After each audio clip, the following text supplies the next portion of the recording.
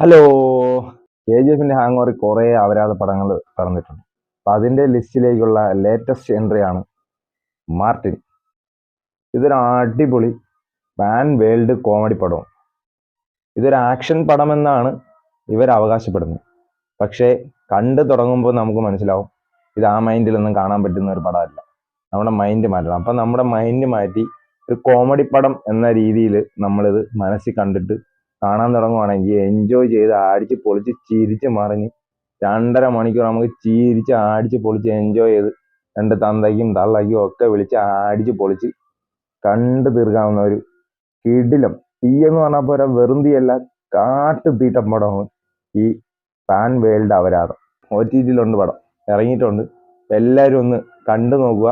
കണ്ടു തീർക്കാൻ പറ്റുമെന്നുള്ള കാര്യം ഉറപ്പൊന്നും പറയാൻ പറ്റത്തില്ല.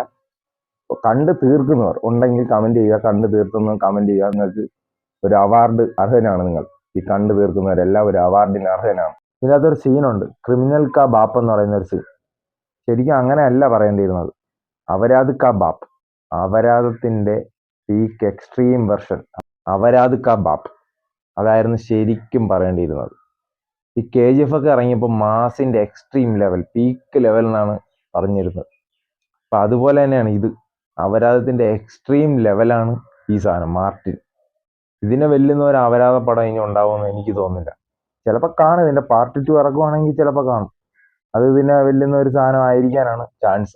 ഇതുപോലെ ഒരു അപരാധം പിടിച്ച പടക്ക് പടം എന്റെ ജീവിതത്തിൽ ഞാൻ വേറെ കണ്ടിട്ടില്ല. അമ്മാതിരി സാധനം. പിന്നെ ഇതിന് ശരിക്കും പറഞ്ഞാൽ മാർട്ടിൻ എന്നല്ലായിരുന്നു പേരിടേണ്ടിയിരുന്നത്, പേപ്പട്ടി. അതായിരുന്നു ഈ പടത്തിന് ഏറ്റവും ബെസ്റ്റ് പേര്.